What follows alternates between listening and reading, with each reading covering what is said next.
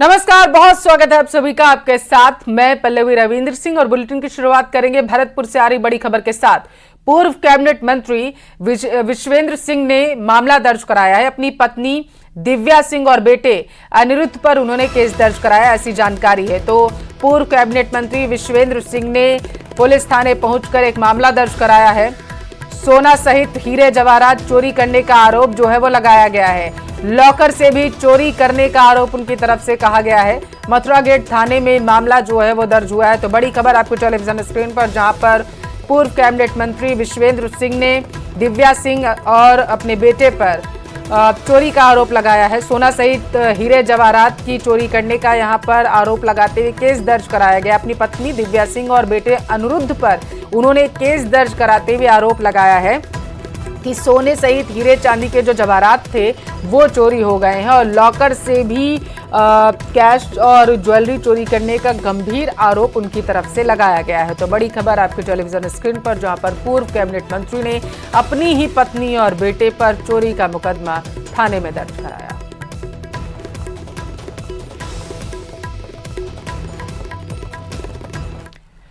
Congress working committee की आज एक बेहद ही अहम बैठक है। बैठक में चुनावी नतीजों की समीक्षा होगी। साथ ही शाम 5 बजे कांग्रेस संसदीय दल की बैठक होगी। संसद के सेंट्रल हॉल में यह बैठक होगी और माना जा रहा है कि बैठक में राहुल गांधी को नेता विपक्ष जो है वो चुना जा सकता है।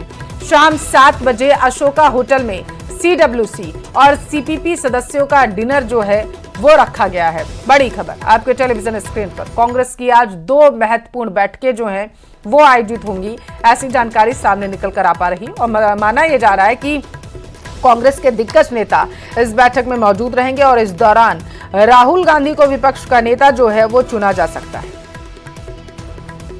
2024 के आम चुनाव में कांग्रेस सीटों के इजाफा करने में भले ही कामयाब हो गई हो, लेकिन वो बहुमत से काफी दूर रही है। लिहाजा उसे तीसरी बार भी केंद्र की सत्ता से दूर रहना पड़ेगा।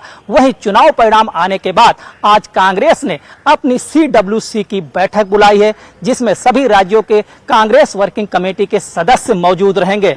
इस दरमियान उत्तर प्रदेश और उत्तराखंड के कांग्रेस के प्रदेश अध्यक्ष के साथ साथ CWC के मेंबर मौजूद रहेंगे। अगर बात करें उत्तराखंड की, तो इस चुनाव में उत्तराखंड की 5 सीटों पर कांग्रेस को हार का सामना करना पड़ा। ऐसा तीसरी बार हुआ है कि उत्तराखंड में 5 सीटों पर कांग्रेस को हार का सामना करना पड़ा। वहीं उत्तर प्रदेश की बात करें तो पिछले चुनाव के मुकाबले इस बार कांग्रेस का प्रदर्शन ठीक रहा है। पिछली बार जहां कांग्रेस को उत्तर प्रदेश में सिर्फ 1 सीटों पर संतोष करना पड़ा, वहीं इस बार उसने 6 सीटों पर जीत दर्ज कराई है। वीडियो जर्नलिस्ट मुनमुन के साथ संदीप पांडे, न्यूज 18 दिल्ली।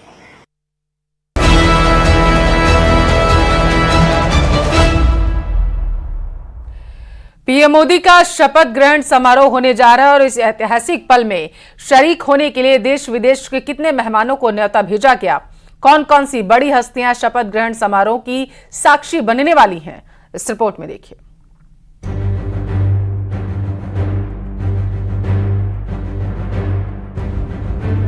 ये तस्वीरें बहुत खास हैं।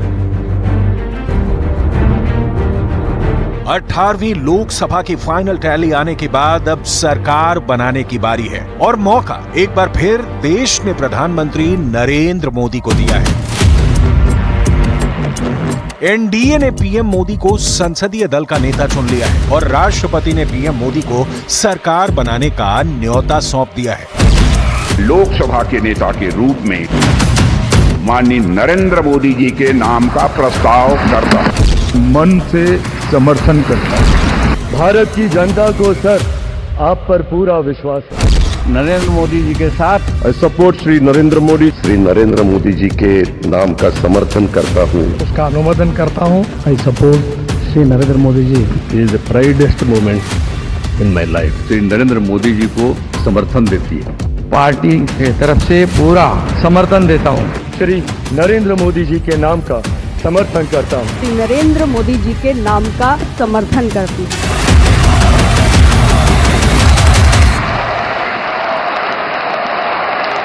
मैं नरेंद्र दामोदर दास मोदी ईश्वर की शपथ लेता हूं कि मैं विधि द्वारा स्थापित भारत के संविधान के प्रति सच्ची श्रद्धा और निष्ठा रखूंगा। मैं भारत की प्रभुता और अखंडता का अक्षुण्ण रखूंगा। मैं संघ के प्रधानमंत्री के रूप में अपने कर्तव्यों का श्रद्धापूर्वक और शुद्ध अंतःकरण से निर्वहन करूंगा। अब से बस कुछ ही घंटों बाद देश में सत्ता के इतिहास का एक नया अध्याय खुलेगा, जब 6 दशकों में पहली बार लगातार तीसरी बार नरेंद्र मोदी प्रधानमंत्री पद की शपथ लेंगे। मैं संघ के प्रधानमंत्री के रूप में अपने कर्तव्यों का श्रद्धापूर्वक और शुद्ध अंतःकरण से निर्वहन करूंगा। इसके पहले ये रिकॉर्ड सिर्फ पंडित नेहरू के नाम था, लेकिन पीएम मोदी के तीसरी बार के शपथ ग्रहण में और भी कई रिकॉर्ड बनने जा रहे हैं। एनडीए के सभी साथियों ने मुझे फिर से एक बार इस दायित्व के लिए पसंद किया है और सभी एनडीए के साथियों ने राष्ट्रपति जी को इसकी जानकारी दी और राष्ट्रपति जी ने मुझे अभी बुलाया था और मुझे प्रधानमंत्री डेजिग्नेटेड के रूप में काम करने एक नियुक्ति दी है। बांग्लादेश की प्रधानमंत्री शेख हसीना, श्रीलंका के राष्ट्रपति रानिल विक्रमसिंघे, नेपाल के प्रधानमंत्री पुष्प कुमार दहल, भूटान के नरेश जिग्मे खेसर वांगचुक, सेशल्स के उपराष्ट्रपति अहमद अफीफ, मॉरिशस के प्रधानमंत्री प्रवेंद्र जगन्नाथ, यहां तक कि मालदीव्स के राष्ट्रपति मोहम्मद मुइज़ू को भी शपथ ग्रहण समारोह के लिए न्योता भेजा गया है।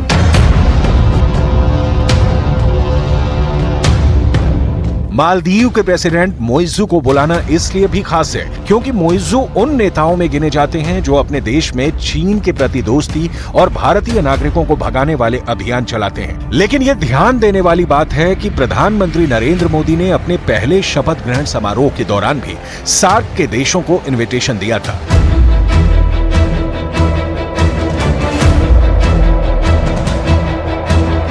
ये मोदी के सबका साथ सबका विकास वाली नीति के भी अनुकूल है। मोदी के शपथ ग्रहण समारोह के लिए विदेशी नेताओं की अतिथि सूची नई दिल्ली की पड़ोसी प्रथम की नीति और हिंद महासागर क्षेत्र में अहम माने जाने वाले देशों पर उसके रणनीतिक रूप से ध्यान केंद्रित करने को ध्यान में रखकर तैयार की गई है। इसीलिए मोदी 3.0 का शपथ ग्रहण इस बार कई मायनों में खास होगा। इसमें न सिर्फ पड़ोसी देशों के राष्ट्राध्यक्ष शामिल होंगे, बल्कि कुछ ऐसे भी मेहमान दिखेंगे जो इस समारोह की शोभा बढ़ाएंगे।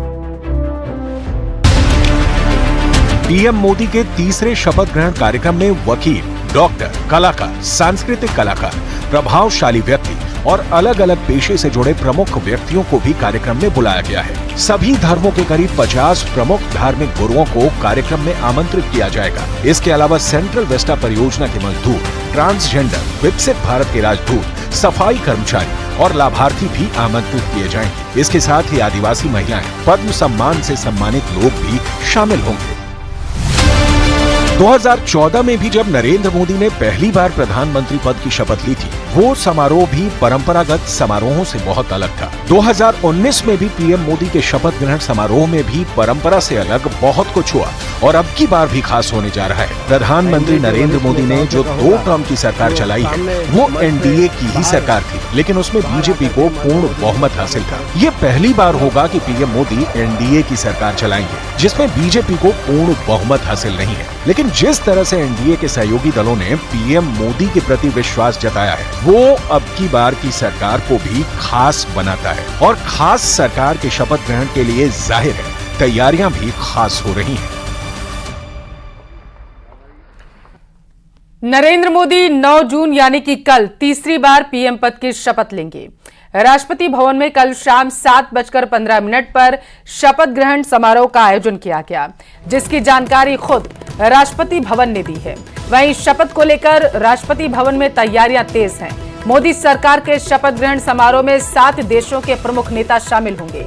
विदेश मंत्रालय के मुताबिक श्रीलंका के राष्ट्रपति रानिल विक्रमसिंघे, मालदीव के राष्ट्रपति मोहम्मद मोइजू, सेशल्स के उपराष्ट्रपति अहमद अफीक और बांग्लादेश की प्रधानमंत्री शेख हसीना, मॉरिशस के प्रधानमंत्री प्रविंद कुमार जुगनौथ, नेपाल के प्रधानमंत्री पुष्प कमल दहल और भूटान के प्रधानमंत्री शेरिंग तोब्गे शपथ ग्रहण समारोह में शामिल होंगे, ऐसी संभावना।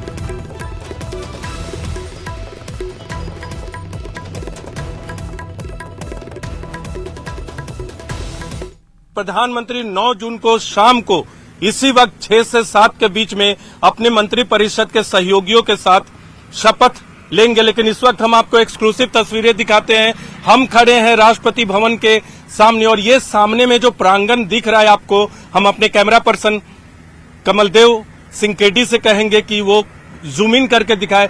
इसी प्रांगण में प्रधानमंत्री नरेंद्र मोदी लगातार तीसरी बार अपना शपथ ग्रहण करेंगे अपने सहयोगियों के साथ, अलग अलग दलों के मंत्रियों के साथ। और यहां 7 से 8 हजार लोगों के बैठने की व्यवस्था की जा रही है। कुछ लोगों ने यह भी कहा है कि कम से कम 10,000 तक ये संख्या जा सकते हैं। फोरकोट का इलाका बहुत बड़ा है, तमाम तैयारियां जोरों से की जा रही है। न्यूज 18 इंडिया पे आप एक्सक्लूसिव तस्वीरें भी देख रहे होंगे कि कुर्सियां लगाई जा रही हैं गर्मी से बचने के लिए। हालांकि शाम का वक्त होगा, 6 से 7 के बीच शपथ ग्रहण समारोह की शुरुआत होगी। गर्मी का दिन है, लेकिन तमाम कूलर, फैन, स्टैंड फैन लगाए गए हैं ताकि लोगों को किसी तरह की दिक्कत का सामना नहीं करना पड़े, क्योंकि बड़ी संख्या में लोगों को इस शपथ ग्रहण समारोह के लिए बुलाया जा रहा है। कैमरा पर्सन केडी के साथ नीरज कुमार, न्यूज 18 इंडिया, दिल्ली। जयपुर से बड़ी खबर है, उसका रुख करेंगे। नगरीय विकास विभाग का एक अहम फैसला आया है। अपने ही फैसले को लेकर अब बैकफुट पर यूडीएच महकमा आ चुका है। जेडीए से पहले रिटायर्ड कर्मचारियों को हटाने का फैसला लिया गया। अब संविदा पर कर्मचारियों को लगाने के फिर से आदेश जेडीए सचिव ने जारी किए हैं, ऐसी जानकारी सामने निकल कर आ पा रही है। बताया जा रहा है कि पहले कर्मियों को हटाने के आदेश जारी किए गए थे। तो बड़ी खबर आपके टेलीविजन स्क्रीन पर, जहां पर नगरीय विकास विभाग ने फैसला जो है उसको लेकर के जारी कर दिया है नोटिफिकेशन। जानकारी ये सामने निकल कर आ पा रही है कि अपनी फैसलों को लेकर अब जो यूडीएच महकमा है वो बैकफुट पर कहीं ना कहीं आता हुआ नजर आ रहा है। प्रदूषण का पूर्वानुमान जारी करने के मामले में जयपुर प्रदेश का पहला शहर बन चुका है।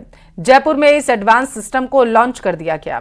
अर्ली वार्निंग सिस्टम के अभी तक के सारे आंकड़े बिल्कुल सही साबित हुए हैं। जल्द ही प्रदेश के दूसरे शहरों को ये सौगात मिलेगी। कैसे काम करता है, रिपोर्ट में देखिए।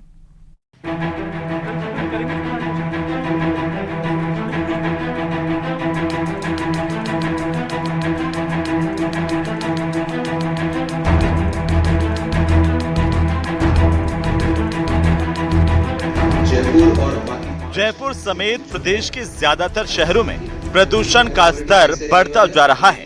100 से कम एयर क्वालिटी इंडेक्स को पर्यावरण विभाग की भाषा में ग्रीन डे माना जाता है, लेकिन अब ये ग्रीन डे कम होते जा रहे हैं। राहत की बात यह है कि राजधानी जयपुर में अब मौसम की तरह प्रदूषण की चेतावनी मिलने लगी है।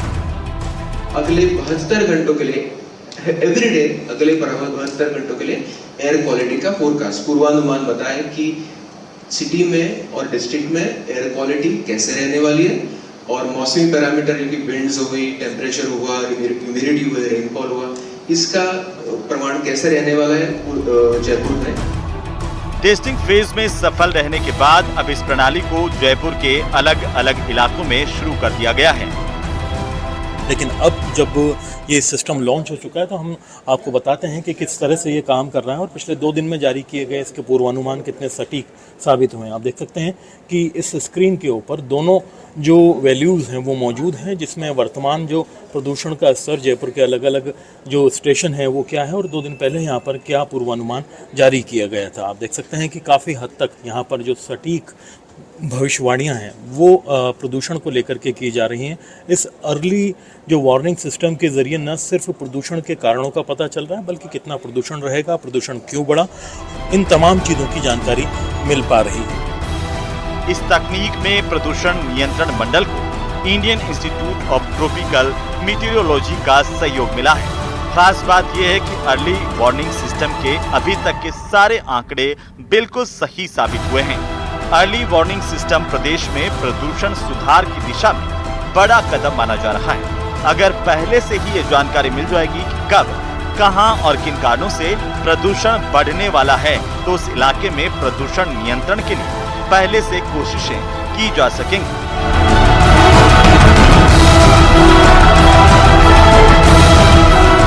अगर देखा जाए तो राजस्थान प्रदूषण नियंत्रण मंडल ने जब इसे लॉन्च कर दिया है, तो इसकी लॉन्चिंग के बाद से एक महत्वपूर्ण जो जिम्मेदारी उनके ऊपर है वो ये है कि जहाँ जहाँ प्रदूषण बढ़ने वाला है उसको लेकर के चेताया जाए और किस तरह से उस प्रदूषण को वक्त रहते कंट्रोल किया जा सकता है, इन तमाम चीज़ों की गौर व फिक्र भी शुरू की जाए। अरबाज अहमद, न्यूज़ 18 के लिए जयपुर से। जयपुर का रुख करेंगे, जहां से बड़ी खबर है। सीएम भजनलाल शर्मा ने एक अहम बैठक बुलाई है, ऐसा बताया जा रहा है। सीएमओ में अधिकारियों की बैठक होगी। अवकाश के दिन सचिवालय सभी अधिकारी पहुंचे हुए हैं। तो बड़ी खबर आपको टेलीविजन स्क्रीन पर, एक बेहद ही महत्वपूर्ण बैठक सीएम भजनलाल शर्मा की तरफ से बुलाई गई है और सारे अधिकारी जो है बताया जा रहा है कि सीएमओ में आयोजित होने लगे हैं, एकत्रित होने लगे हैं, क्योंकि सीएमओ में ही बैठक को बुलाया गया है जिसमें सभी अधिकारियों को तलब कर लिया गया है। उनसे बातचीत की जाएगी और आगे किस तरीके से काम किया जाएगा इसको लेकर के संभावना, ये एक रूपरेखा जो है वो तय की जा सकती है, क्योंकि अवकाश के दिन ये बैठक बुलाई गई है। इससे अंदेशा ये जताया जा रहा है कि शायद कुछ दिशा निर्देश जो हैं वो सूबे के मुखिया सीएम भजनलाल शर्मा की तरफ से दिए जा सकते हैं। तो बड़ी खबर आपके टेलीविजन स्क्रीन पर, सीएम भजनलाल ने एक महत्वपूर्ण बैठक बुलाई है। सभी अधिकारियों को सीएमओ पहुंचने के निर्देश दिए गए। उधर अजमेर में 11वीं की छात्रा के साथ गैंगरेप और ब्लैकमेलिंग मामले में दुर्गा वाहिनी मातृशक्ति ने कलेक्ट्रेट पर विरोध प्रदर्शन किया। आरोपियों को सख्त सजा दिलाने की मांग की गई। साथ ही अलग अलग जगहों पर बने अवैध हुक्का बार और रेस्टोरेंट्स में चल रहे नशे के कारोबार पर लगाम लगाने की मांग की गई है। हमारी बहन को न्याय दो, न्याय दो, न्याय दो, हत्यारों को फांसी दो, फांसी दो, फांसी दो, हत्यारों को फांसी दो, फांसी दो, फांसी दो, हमारी बहन को न्याय दो, न्याय दो, न्याय दो।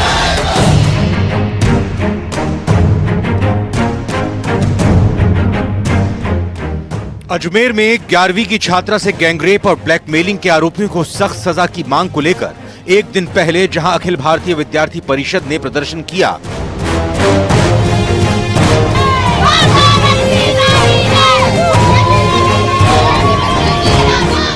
वहीं शुक्रवार को दुर्गा वाहिनी मातृशक्ति कलेक्ट्रेट पर प्रदर्शन करते नजर आए।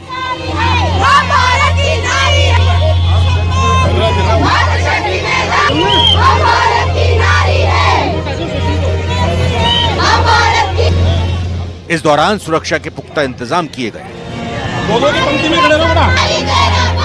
महिलाओं ने कलेक्ट्रेट पर जोरदार नारेबाजी करते हुए आरोपियों को सख्त सजा की मांग की।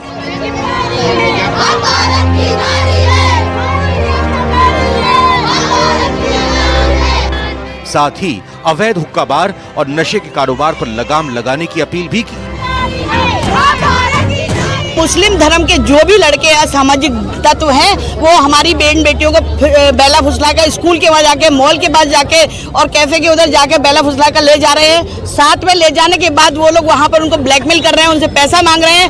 ऐसे लोगों को हम यहाँ से आज मीडिया के माध्यम से कहना चाहते हैं कि हम हिंदू शेर या कमजोर नहीं है। अगर आज के बाद हमने कभी भी अपनी बहन बेटियों के साथ में इन मुस्लिम लड़कों को पकड़ा तो वहीं पर हम उनका किस तरह से हश्र करेंगे उसका अंदाजा उनको लगा नहीं पाएंगे।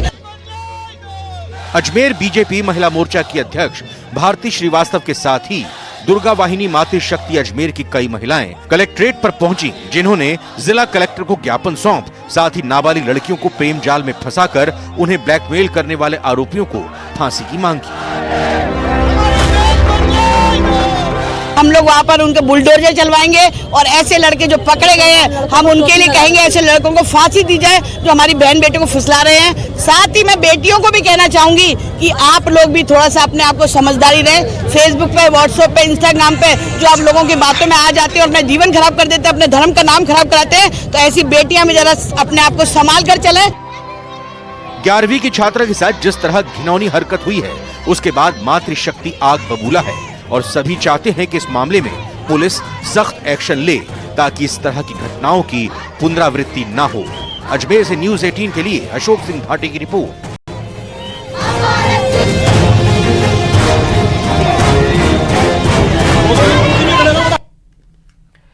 राजस्थान के सबसे बड़े एसएमएस अस्पताल में एक बार फिर से क्राउड मैनेजमेंट की कोशिश तेज हो चली है। हालांकि इससे पहले भी ऐसी कोशिशें की गईं, लेकिन अब उम्मीद की जा रही है कि मैनेजमेंट और आर्टिफिशियल इंटेलिजेंस की मदद से क्राउड मैनेजमेंट किया जा सकेगा।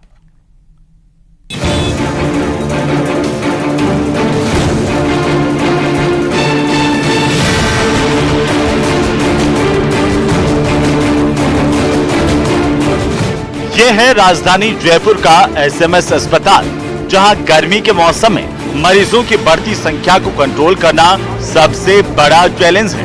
लेकिन अब एसएमएस अस्पताल क्राउड मैनेजमेंट के बारे में विचार कर रहा है, जिसकी कोशिश पहले भी की गई थी। एसएमएस अस्पताल में हर रोज करीब 10,000 से ज्यादा मरीज ओपीडी में आते हैं, क्योंकि मैनेजमेंट और आर्टिफिशियल इंटेलिजेंस पर कैसे काम किया जाए, इसे लेकर चिकित्सा विभाग के अधिकारियों का एक दल दिल्ली के एम्स में अध्ययन करने के लिए भेजा गया है। कहा जा रहा है कि मरीजों के रजिस्ट्रेशन, परामर्श, जांच और दवाओं के लिए मरीजों और परिजनों को कतारों में खड़ा होकर इंतजार नहीं करना पड़ेगा।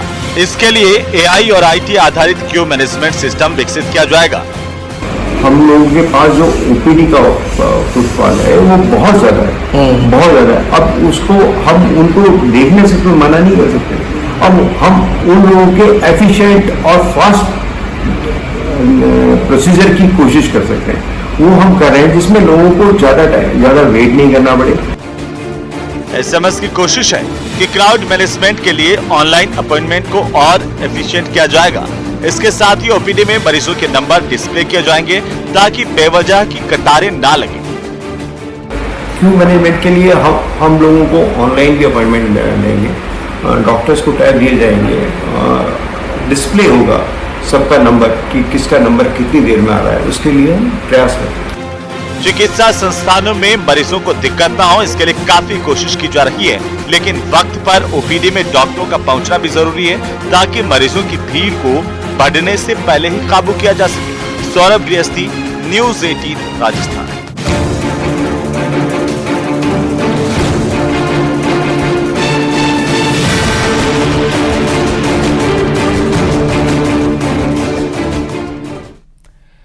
और चलिए इसी के साथ फिलहाल के लिए इस बुलेटिन में बस इतना ही। रुकेंगे एक छोटे से ब्रेक के लिए। ब्रेक के उस पार बिग ब्रेकिंग में देखिए तमाम बड़ी खबरें।